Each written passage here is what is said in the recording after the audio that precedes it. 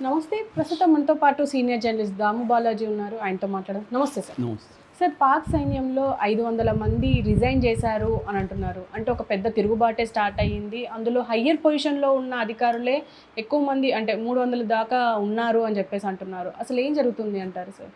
Yeah! 2 రోజుల నుంచి ఒక వార్త వైరల్ అవుతుంది. అదేంటంటే పాకిస్తాన్ సైన్యంలో తిరుగుబాట్లు మొదలైనాయి.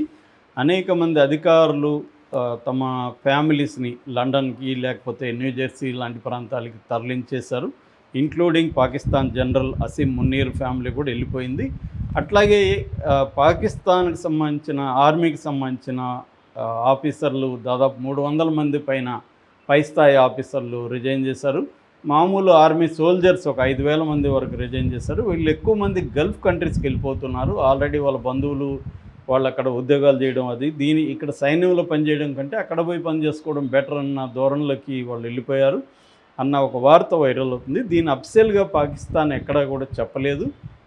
ఎందుకంటే ముందు నుంచి కూడా పాకిస్తాన్లో సివిల్ అడ్మినిస్ట్రేషన్ అనేది పేరుకి మాత్రమే ఉంటుంది. ప్రధానమంత్రి మిగతా వాళ్ళు పేరుకి మాత్రమే ఎలక్షన్లు జరుగుతాయి, కానీ అక్కడ రియల్గా గవర్నెన్స్ ఎవరి చేతిలో ఉంటుందంటే మిలిటరీ చేతిలోనే ఉంటుంది. ఎప్పుడు మన పాకిస్తాన్ ఏర్పడినప్పటి నుంచి కూడా ఇప్పటి వరకు కూడా రియల్గా పరిపాలించేది పాకిస్తాన్ మిలిటరీ, ఆర్మీ తప్ప వీళ్ళు కాదు, సివిల్ గవర్నమెంట్ కాదు. వీళ్ళు ఒక రకంగా డమ్మీలు అనమాట. ఏ ప్రధానమంత్రి ఉన్నా డమ్మీలే.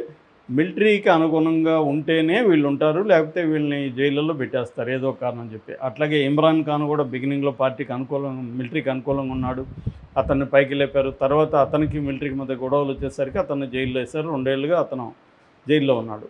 సో ఇప్పుడు షహబాజ్ షరీఫ్ కూడా అసీం మున్నీర్ కంట్రోల్లో ఉన్నాడు. అసీం మున్నీర్ మిలిటరీ చీఫ్ అక్కడ, ఆయన కంట్రోల్లోనే ఉన్నాడు తప్ప ఈయనకేమీ సపరేట్.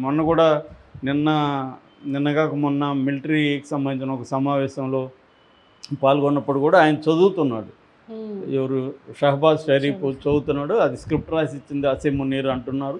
ఆయన ఏం చెప్తే అదే మాట్లాడుతున్నాడు తప్ప ఈయనకి ధైర్యం కూడా లేదు వాళ్ళకి అనేది ఒకటి అయితే ఉంది.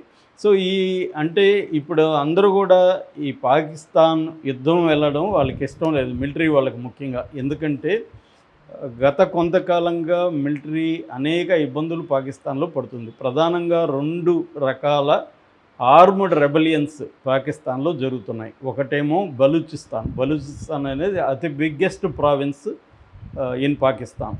ఆ బలూచి లిబరేషన్ ఆర్మీ అనే ఒక సంస్థ అక్కడ చాలా పెద్ద స్థాయిలో తిరుగుబాటు చేసి మొన్న last 2 months back Jaffar express అనే ఒక దాన్ని కిడ్నాప్ చేసి దాదాపు 200 మంది పైన అక్కడ చంపింది. ఇప్పటికీ లాస్ట్ ఇయర్ ఈ 3 నెలలు కలుపుకుంటే ఈ 4 నెలలు దాదాపు 500 మంది సైనికుల్ని వాళ్ళు చంపేశారు. ఒకటి బెలూచిస్తాన్ లిబరేషన్ ఆర్మీ, ఒకటి బిఎల్ఏ అంటారు, రెండోది టీటీపీ అంటారు, తెహ్రిక్ ఈ తాలిబాన్ పాకిస్తాన్ అనే ఇంకొక సంస్థ.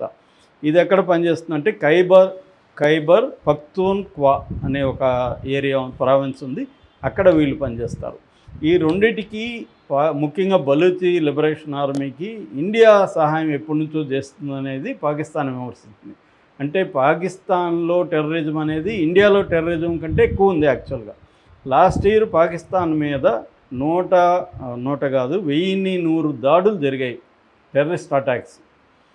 మన దేశంలో నిజానికి పెద్ద అటాక్స్ లేవు, టెర్రరిస్ట్ అటాక్స్ ఈ మధ్యకాలంలో.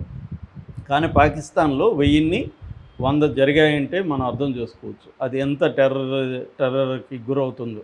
అందుకని వాళ్ళు చాలామంది ఏం చెప్తున్నారంటే, మేమే మా దీంట్లో సమస్యలతో సతమతం అవుతూ ఉంటే మేము వచ్చి మీ దేశంలో టెర్రరిజం చేసేంత సీన్ మాకుందా? మేము క్లీన్ చేసుకోలేక మా సైనికుల్ని రోజు బలిపెడుతున్నాము. సో ఇటువంటి పరిస్థితిలో మేము మిమ్మల్ని కిలికి మీద యుద్ధం చేసుకునే పరిస్థితి మాకు లేదు. అసలు ఏంటంటే ఫైనాన్షియల్గా అతి దారుణంగా ఉంది పాకిస్తాన్ పరిస్థితి. వాళ్ళు అతి దారుణమైన 20 నుంచి 35% ఇన్ఫ్లేషన్ ఉంది. రేట్లన్నీ అతి దారుణంగా పెరిగిపోయినాయి. పాల ప్యాకెట్ లాంటివి 300-400 ఇలాగ ఉన్నాయి అక్కడ. అంటే మినిమం నీళ్ళు అవి తీసుకునే పరిస్థితి లేదు. ఇప్పుడు టీలు తాగొద్దని కూడా గవర్నమెంటే సజెషన్ ఇచ్చింది, ఎందుకంటే టీ పొడి ఇంపోర్ట్ చేసుకోవాలి. ప్రతిదీ ఇప్పుడు ఫర్ ఎగ్జాంపుల్ మందులు 40% నుంచి 50% మందులు అంటే వాళ్ళు మందులు తయారు చేయాలంటే ఇవి ముడి ఉండాలి, అవి ఇండియా నుంచి వెళ్తాయి. ఇప్పుడు వాళ్ళు అవన్నీ కూడా బ్యాన్ అయిపోయినాయి కాబట్టి ఇంకా కష్టాల్లో ఉన్నారు. సో పాకిస్తాన్ ఎకనామిక్ కష్టాలు ఉంది. Bailout IMF international monetary fund bailout చేయడం వల్లనే అది సర్వైవ్ అవుతుంది. ఒక పక్క చైనా తన అవసరాల కోసం $30 బిలియన్ వర్త్ ప్రాజెక్టులు అక్కడ చేస్తుంది. సో ఈ నేపథ్యంలో పాకిస్తాన్లో భయంకరమైన పరిస్థితులు ఉన్నప్పుడు మేము వచ్చి ఎలా యుద్ధం చేస్తాం అనేది సైనికుల్లో ఉంది. అందుకని ఈ ఆసిఫ్ మునీరు మీద తిరుగుబాటు ధోరణి పాకిస్తాన్లో బలంగా ఉంది. ఎందుకంటే ఆసిఫ్ మునీర్ ఎందుకు చేస్తున్నాడంటే ఆయనకి ఇంకొక 2 ఏళ్ళు ఎక్స్టెన్షన్ కావాలి. ఎక్స్టెన్షన్ కావాలంటే ఇటువంటి వారు ఉంటే ఎక్స్టెన్షన్ చేసేస్తారు ఆటోమేటిక్గా. దట్ ఈజ్ నెంబర్ 1 కాదు. నెంబర్ 2, పాకిస్తాన్లో మిలిటరీకి వ్యతిరేకంగా ప్రదర్శనలు చాలా పెద్ద ఎత్తున జరుగుతున్నాయి. ముఖ్యంగా ఇమ్రాన్ ఖాన్ పార్టీ వాళ్ళు అన్నిటినీ ధిక్కరించి పెద్ద ఎత్తున వీధుల్లోకి వచ్చి చేస్తున్నారు. చాలా పెద్ద ప్రదర్శనలు జరుగుతున్నాయి. సో ఈ క్రమంలో మొన్న ప్రదర్శనలు అడ్డుకోలేదని కూడా ఒక మిలిటరీ అధికారిని కూడా సస్పెండ్ చేశారు. కాబట్టి వ్యతిరేకతని తగ్గించుకోవాలని లేదా డైవర్ట్ చేయాలంటే ఈ పని చేయాలనేది అసీం మున్నీర్ అనుకున్న ప్లాను. 3వ కారణం, అసీం మున్నీరు రాజకీయాల్లోకి రావాలనుకుంటున్నాడు. మిలిటరీ రిటైర్డ్ అయిన తర్వాత రాజకీయాల్లోకి రావాలనుకుంటారు.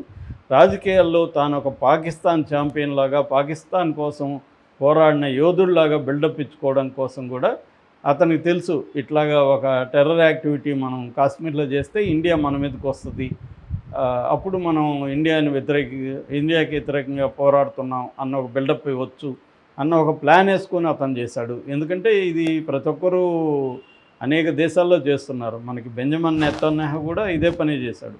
వాళ్ళ దేశంలో 1000 మందిని వాళ్ళు చంపితే ఇతను వెళ్ళి 50,000 మందిని చంపాడు. అందులో సగం మంది చిన్నపిల్లలు ఉన్నారు.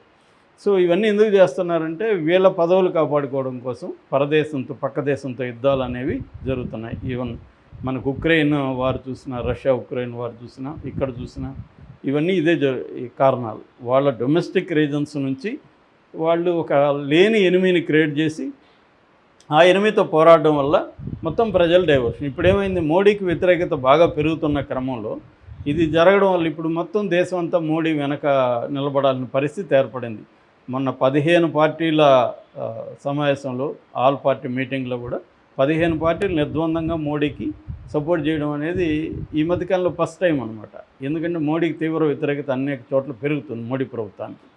సో అందుకని అక్కడ కూడా పాకిస్తాన్ సైనికులు తిరుగుబాటు చేస్తున్నారని చెప్తున్నారు. కాకపోతే ఈ సంఖ్య ఎగ్జాగరేటెడ్గా ఉంది. 5,000 మంది చేస్తే పాకిస్తాన్